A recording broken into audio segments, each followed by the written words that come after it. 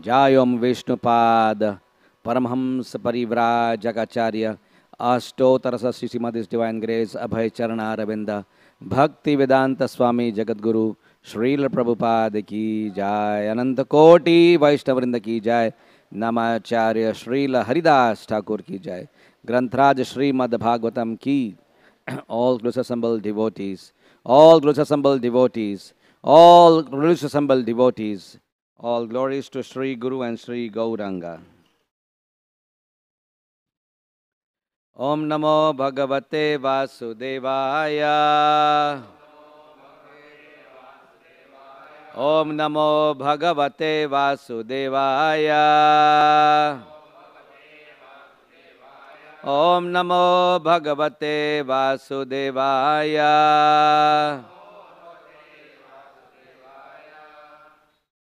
Reading from Srimad Bhagavatam, Canto 11, Chapter 17, text number 44. Chapter entitled The Description of the Varnashrama System.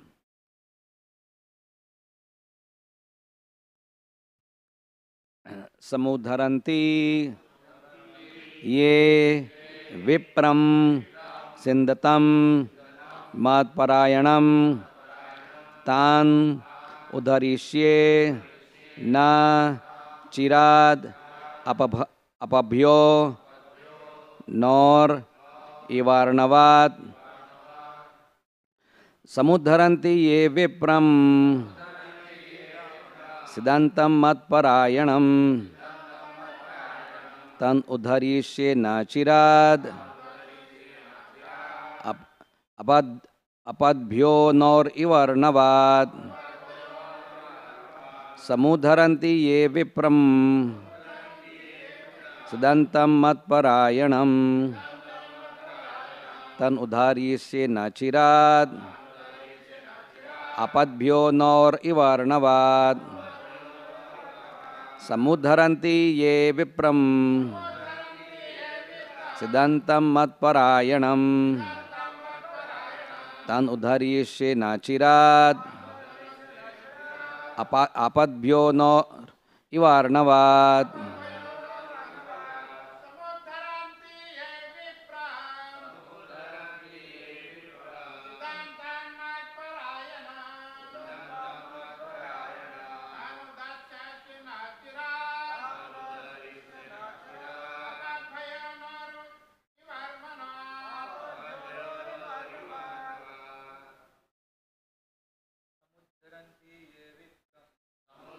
Ye Vipram Siddhantam Matparayanam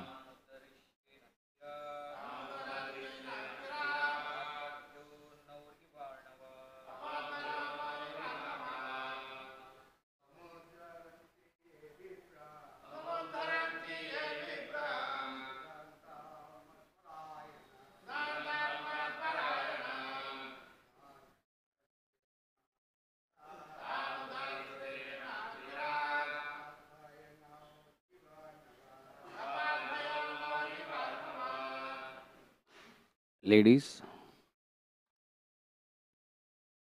Samudharanti, uplift. Ye, those who. Vipram, a Brahmana or devotee. Siddhantam, suffering from poverty. Matparayanam, surrendered to me. Tan, those who have uplifted. Udharishye, I will uplift. Na Chirad, in the near future. Apadbhyo, from all miseries. Now, about Iva, like Aranavat, from the ocean. Translation provided by the disciples of Srila Prabhupada.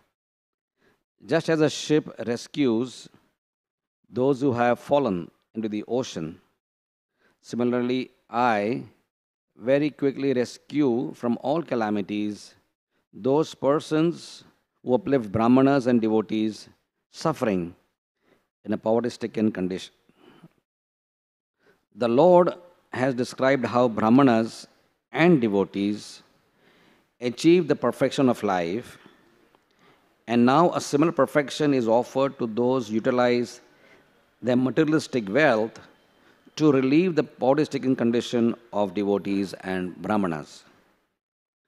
Although one may neglect the devotional service of the Lord to pursue a material life of sense gratification, one can rectify one's position by dedicating one's hard-earned money to the service of the Lord.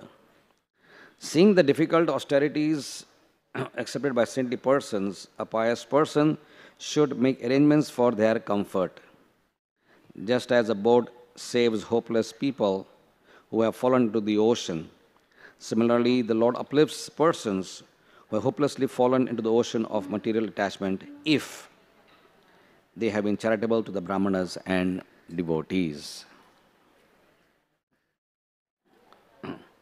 Om Ajnanatimirandhasya Jnananjana Shalakaya Chakshurun Militam Yena Tasmai Sri Guruve Namaha Sri Chaitanya Manobhishtam Sthapitam Yena Bhutale Swayam Rupa Kadamayam Dadati Swapadantikam Vandeham Sri Guru Sri Yuta Padakamalam Sri Gurun Vaishnavamscha Sri Rupam Sagrajatam Sahagana Raghunathanvitam Tam Sajivam Sadvaitam Savadhutam Parijana Shahitam Krishna Chaitanya Devam Shri Radha Krishna Padan Sahagana Lalita Sri Vishakhanvitamscha He Krishna Karuna Sindhu Dinabandhu Jagatpate Gopesha Gopika Kanta Radha Kanta Namostute Tapta Kanchana Gaurangi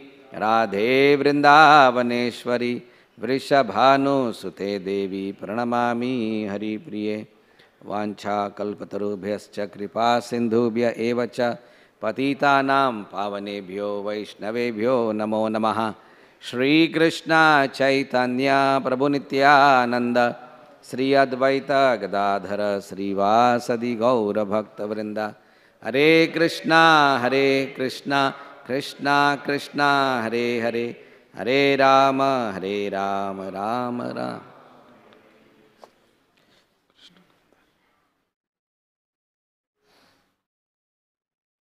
Hare Krishna.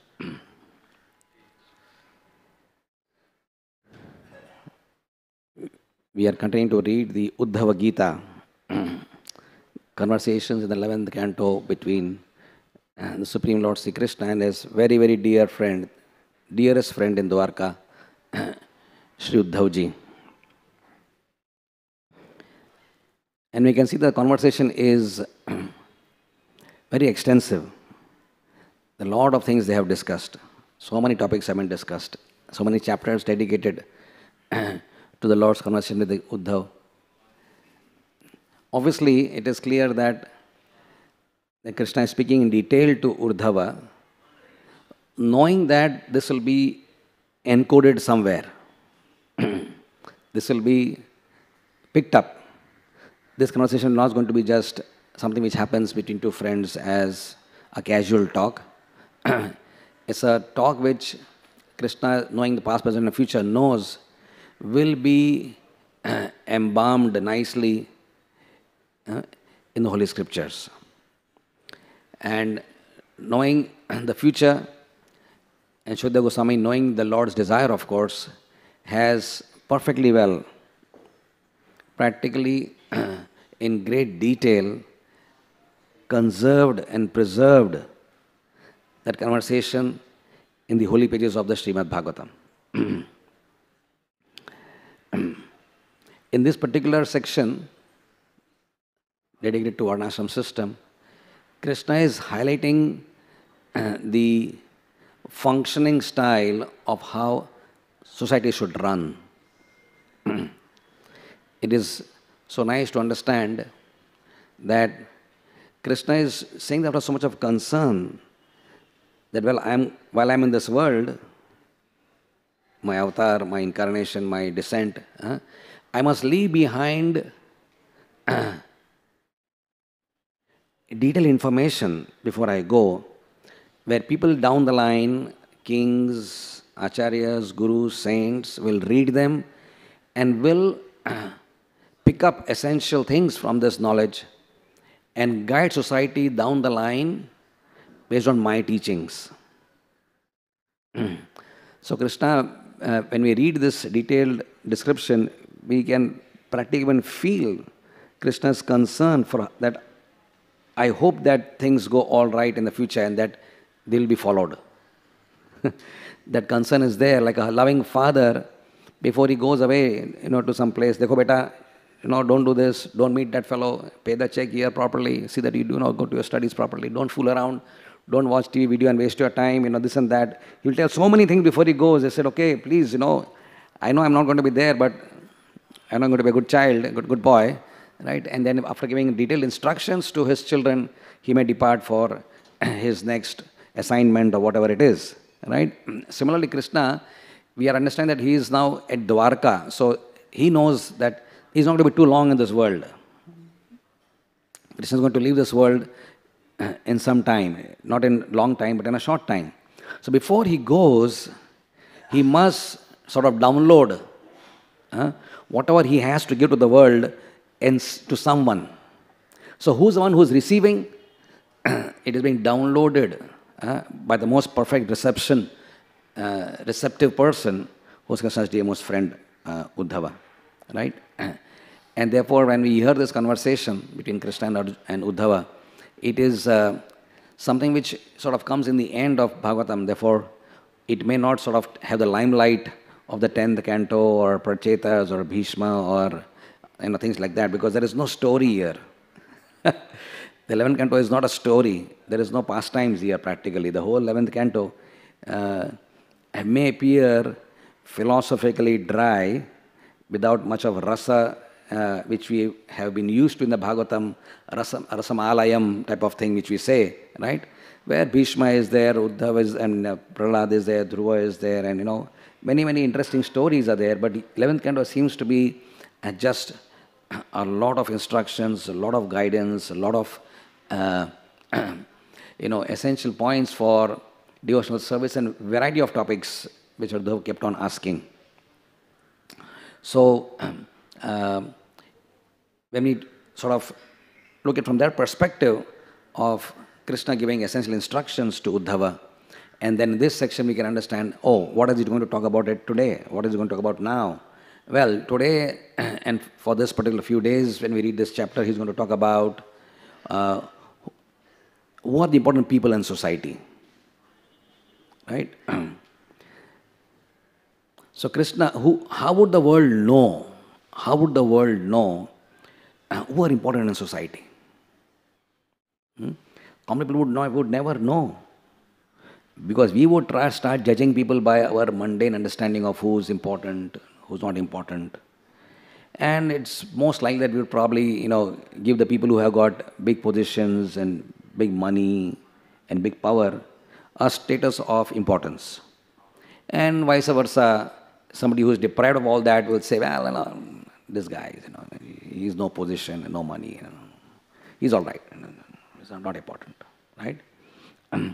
But that we don't make this terrible mistake of becoming judgmental in our approach to the world situation. Krishna has given instruction. My dear children, please understand, the most important people in society for now and for the eternal future will be one class of people.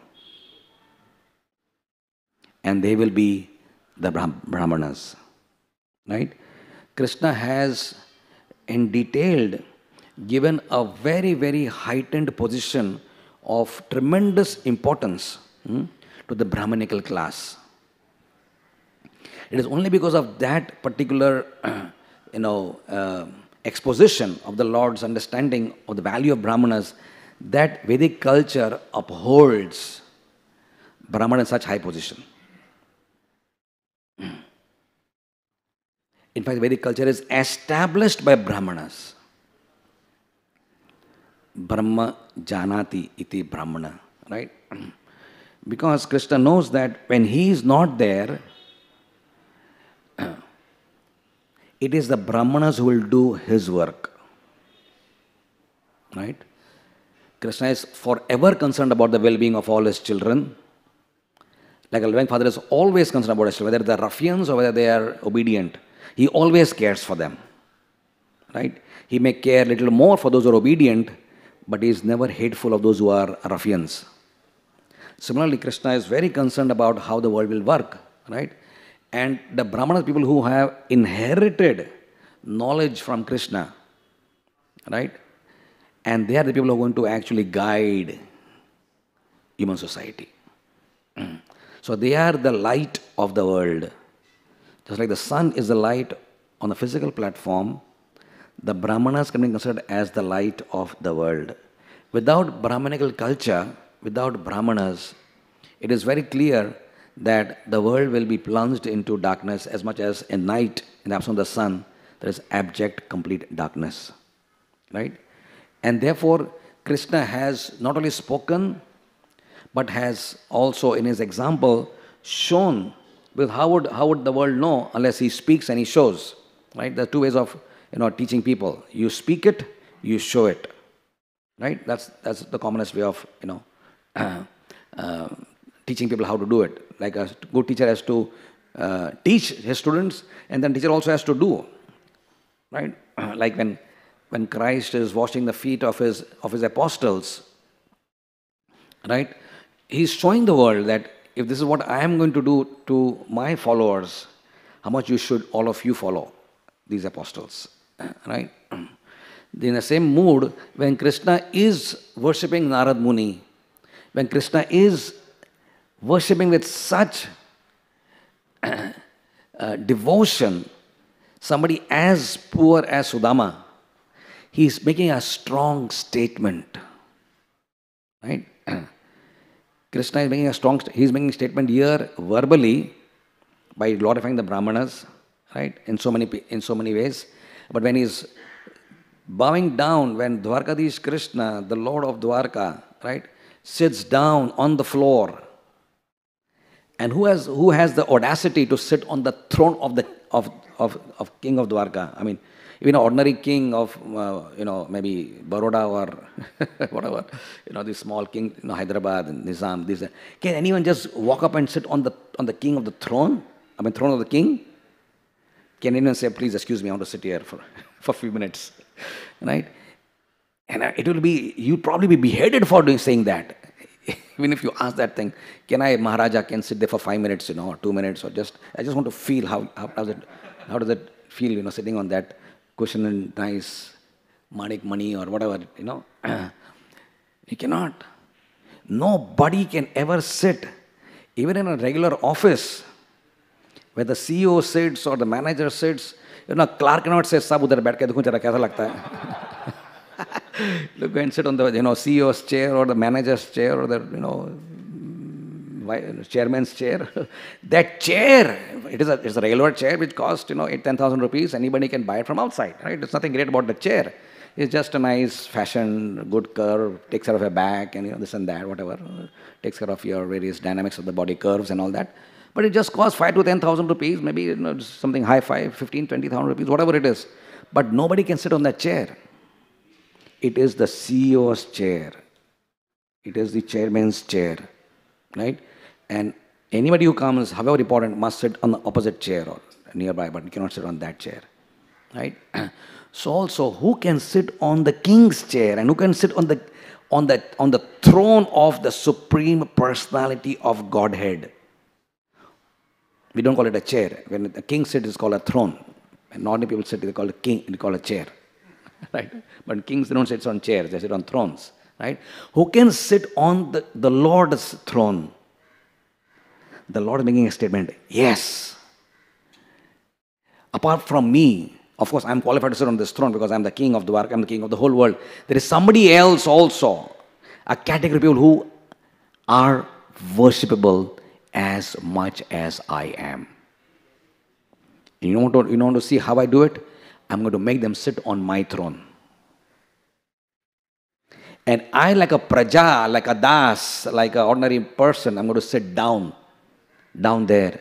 And I'm not going to just sit down there, I'm going to call for holy water and wash their feet. Not just wash their feet, wipe those feet. Not just wipe those feet. I'm going to take that water and put it on my head. Not only just that, I'm going to put that on the head of my dearmost queens and das and dasis. Because they all need to know that there is nothing more powerful than the water of the feet of my devotees. Nothing is more powerful. And even I beg to get a part of that water on my head and even drink it. What a statement! What a statement, right? How powerful is the Lord. When He wants to make a statement, how graphically, how vividly, and how clearly He tells what He wants you and me to do in this world. Right? And therefore that story in the 10th canto of Sudama is so important for all of us.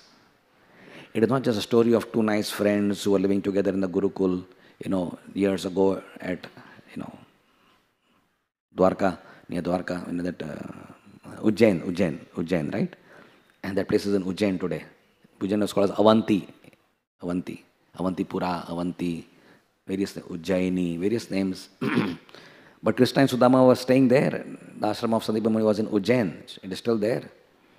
The place is still there, very much preserved, conserved, sanctified. So it's not that just because my friend, from the alumni, you can say, oh, my old friend from the has come after years, so okay, let's catch up with what's happening in life. It wasn't just part of that.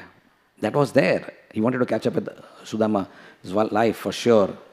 But far more than that is to show how I value my devotees who are pure-hearted Brahmanas.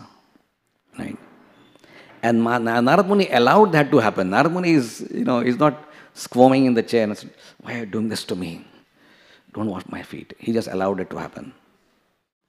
Narad Muni allows because he knows as what he is, that this is a Leela of the Lord. It is not that I am greater than Krishna.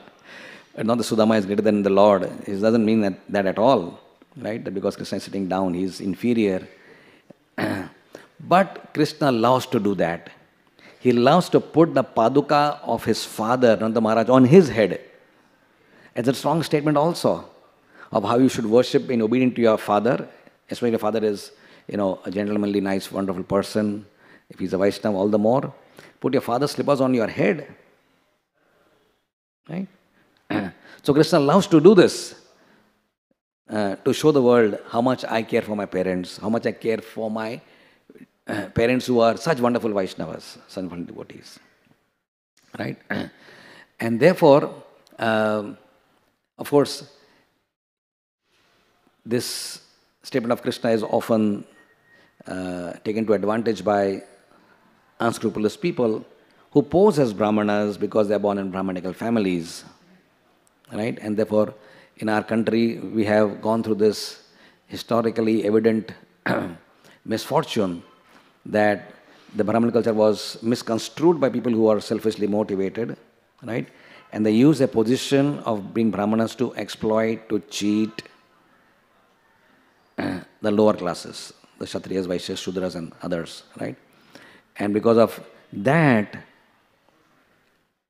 abuse of the holy caste system, as designed by Krishna, because of abuse of that system which Krishna gave, the Brahmanical culture fell apart. Right? There was a rebellion against the Brahmanical culture, and so many things happened historically, which we won't go into that today. But the fact remains that India, the fall of Bharatvarsha is, practically in Prabhupada's own understanding, the singular factor which made India fall apart completely is the tyrannical regime of unscrupulous Brahmanas posing to be what they are. It is the single most important factor how things felt, and it is depicted by the fact that Shringi cursed Parikshit Maharaj. That's the first event, like the maiden event, the singular most event which showed, yes, what future is going to happen. In the future, people like these who have got power will abuse their power to destroy people who are, doing good to the world. So the abuse of power the Brahmanical tejas. When you do tapasya, and when you control your senses, perform take terrible vows, you get power. Demons know that, how to get the power. So they perform tapasya also. So you get the power. Ravan, Kumbhakarna, Hiranyakashipu, they know this, that power is not in the sword. The power is there in the sword, of course, but far more power than the sword is the power of tapasya. Right? So they go into 10,000, 15,000, 20,000. We keep on hearing, all sorts of things they do. They stand on their leg and they stand on their head.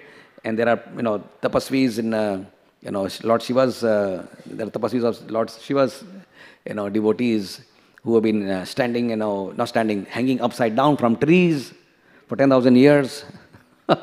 So all sorts of things are there like that, in the story of pastime of Mahakaleshwar Ujjain, there is one of his demoniac followers who was like hanging upside down trees for 10,000 years, right? And then standing on one leg for 10,000 years and all sorts of such things. So why do they do that? Because they know that tapasya brings power, right? And therefore, anybody who chants Hare Krishna, Krishna Krishna, Hare Hare, Hare Ram, Ram Ram, Hare Hare. Devotees know this also very, very well, that when they chant nicely, they get power. And we want power. We want power of the mind and senses to serve Krishna. Right? Power is not bad. Power is not bad. Right? It is the abuse of power which is bad. Just like money. Money is not bad. And money is not good. Power is not good. Power is not bad. Nothing is good. Nothing is bad. It's our motivation, the way we approach that thing is what makes it good or bad. Right? So when devotees get that power, Prabhupada got that power. He wanted that power so desperately. Saraswati Thakur, our Paramacharya, he chanted 1 billion names of Krishna. For what? To get that power. Right? And Prabhupada, it said the whole first chapter of Lilamrit says, a lifetime in preparation. Preparing what? To get that power. The power of the mercy. It is not your power. It is not our power. It is Krishna gives you that power. To preach on his behalf. It is not our power. We have nothing. So when we chant Hare Krishna, we purify our senses through austerities, we get power also. And even devotees can abuse that power if they want to. And sometimes we do land up abusing our power because of the modes of nature acting upon us. Right? But a sincere devotee will use that power to serve Krishna, to serve the devotees. And in this particular purport, what is coming up is that Krishna is... So the second part of the discussion today is to see what Krishna is saying, that, okay, there are people who don't understand this clearly at all, about the power of the Brahmanas and etc., and they cannot follow that lifestyle. Then let them do one thing. Let them take care of those Brahmanas. If you can't become that, then you take care of them. So this is what it says over here, that if you simply offer charity, so this is a sloka which can be very useful to understand the value of charity. And Krishna is himself saying, give charity. But he's saying, whom to give charity? Okay, there are many people who are charitable because they have extra money and some resources. But whom to give charity? Should I give to anybody who asks for it? There are so many organizations, waiting there to get money. You put Google into, so many foundations, they'll be happy to have any amount of crores and billions of dollars from you, right? But whom to give money? Who are the people who are eligible patra to receive charity? The eligible patra for living charity also are the Brahmanas, the devotees. Of course, in our understanding as followers of Krishna consciousness, the spiritual master is the highest Brahmana. Brahma Janati Brahmana. So who is revealing the supreme Brahman to us? To know Brahman is fine, But who knows the supreme Brahman? Param Brahma, Param Dharma, Pavitam Param Bhavan, Purusam Shashvatam Divyam. Arjuna is saying the Param Brahma is Krishna. So who's revealing the Supreme Brahman to all his disciples and people in this world? The spiritual master, quite naturally, right? So whether a spiritual master is from Africa or from America or from, a traditional Brahmanical family from the South India, family, from wherever he is, the Guru's birth is not at all important, right? Shatkarma Nipuna Vipro Mantra Visharadaha Vaishnava Guru na syat Vaishnava Sapacha Guru, right? That even if you know all the various tantras, mantras which a Brahmana is qualified, if he is not a Vaishnava, then he is not qualified to be a Guru. So in our ISKCON setup, what makes it relevant to us is that our spiritual masters, irrespective of whatever backgrounds they have come from, and they come from diverse backgrounds we can see in our society, it's such a beautiful example to see that how some Vaishnavas come from Africa, some from Russia, some from New Zealand, some India, from Japan, they come from so many places, and all are representing Krishna, they are representing God.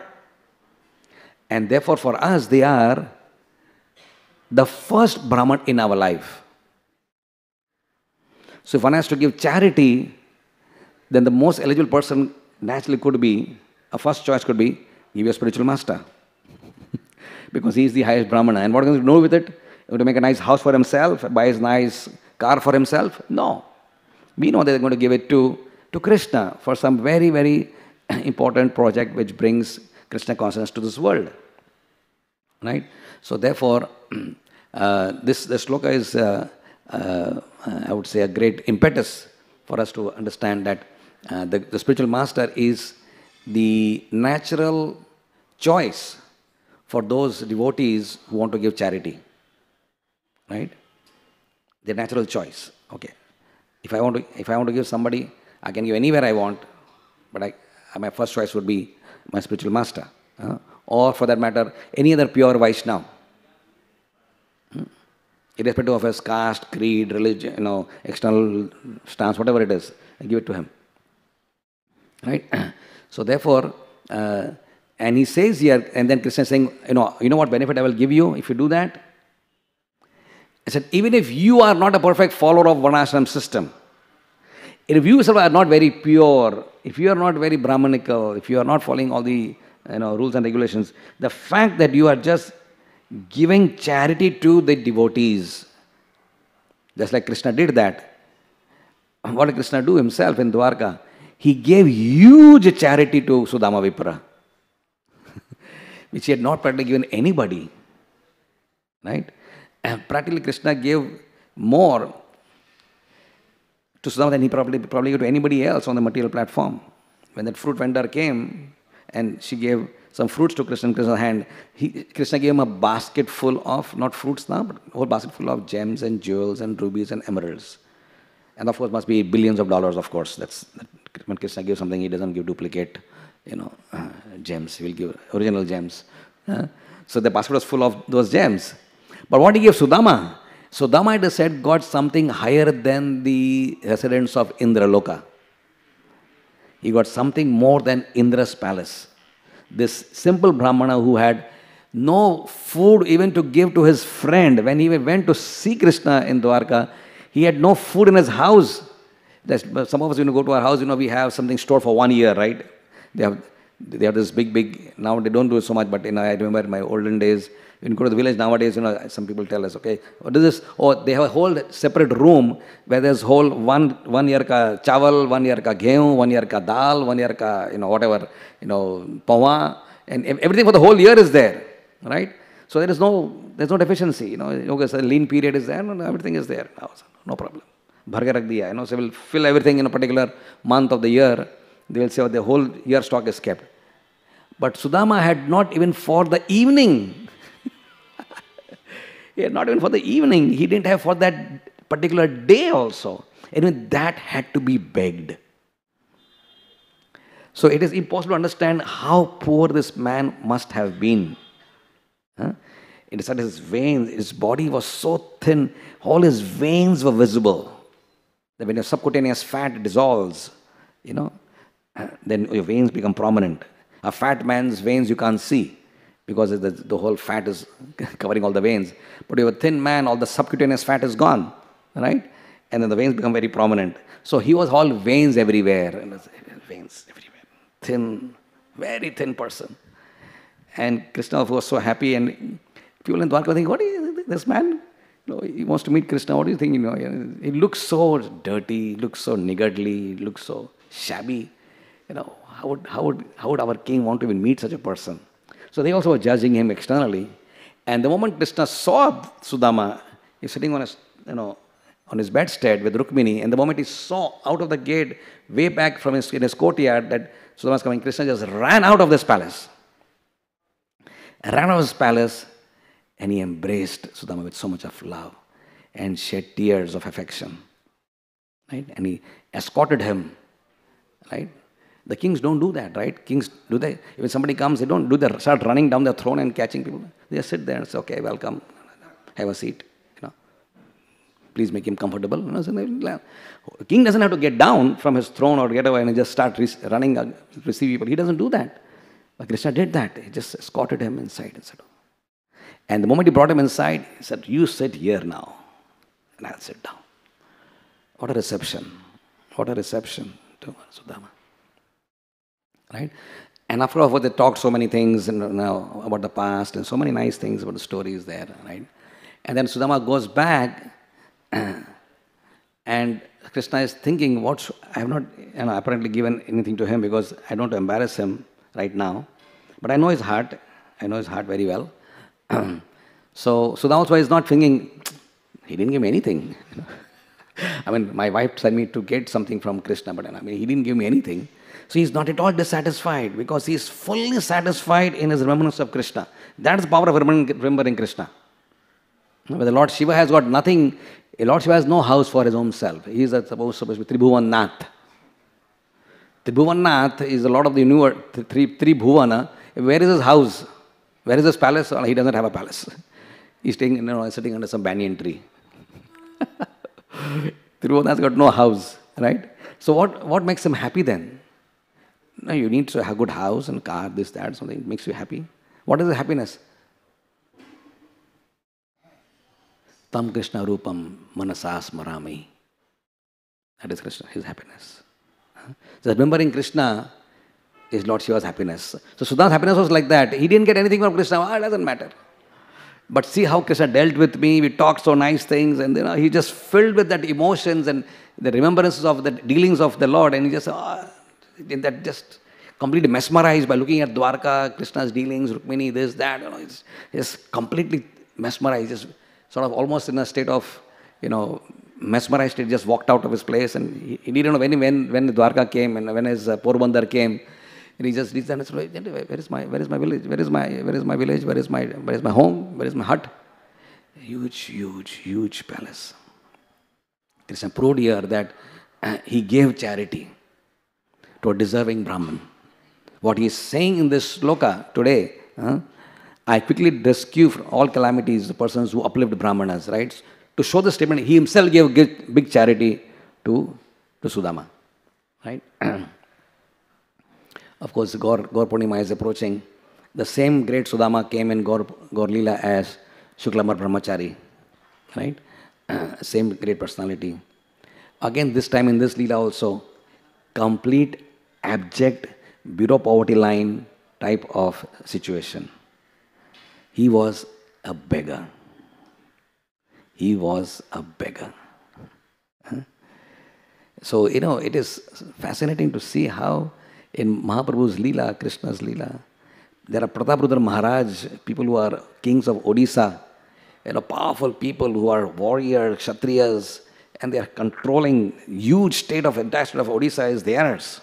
And they are fighting, expanding their territories, and of course they are very humble in front of Mahaprabhu Chaitanya. And they come to meet him, taking a broom in the Rath Yatra and humble position. And from your topmost kings in your Saram Bhattacharya, Prakashanand Saraswati, great people, and you have even beggars in Lord Leela, beggars, bhikshuks. His profession was to just go and beg. He never had a job. He never had a house. I don't know whether he had a family. But again, the same thing with Krishna did to Sudama by sort of almost forcibly pulling out his potli of poma, chidad, from his on his waist, and then enjoying that so much. Wow, this is nothing compared in the 14 worlds is better than this. This is the highest thing. It's filled with the love of Sudama and his good wife, right? So same thing, he just plunged his hand inside the potli of Suklaman Brahmachari. He used to go and beg, as Radha Maharaj says many times, when you go to beg, what do people give you? He was speaking from his own example. What do people give? Don't give you, strawberries and mangoes. Even though they may have a lot of things in their house. But they give you all tukda chawal, dried chawal they'll give you. Or a suka roti. Something which they have left behind from the night, which nobody had. So, it is not so palatable anymore. You make chapati after a few hours, it becomes like dried, becomes dehydrated, right? So, it becomes harder, right? That will give it to the Brahman. So, the beggars always get the unwanted stuff. They never get the wanted stuff. Because what is unwanted in the house, at least the torn cloth, the torn pajama, or torn t-shirt, or torn sari, okay, somebody comes and give it. Nobody gives what you want. They give what you don't want. So here also, same thing. People in Shuklam Brahmachari's bag, what was there? There's nothing, but people are just not, okay, somebody's come on the doorstep, chalo, they give something. But the Mahaprabhu is putting his hand right there inside the potli of Shuklam Brahmachari and is enjoying it. Wow. How wonderful is that? So again, he's glorifying that the Brahmanas are so dear to me. Even if they are beggars, they are very, very, very dear to me. And the proof of that is that he is allowed to come in Srivas Angan and dance in that intimate circle of devotees.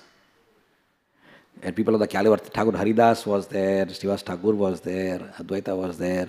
People of that caliber are there, and in the midst of all them, who's dancing? One beggar of the village is dancing with them.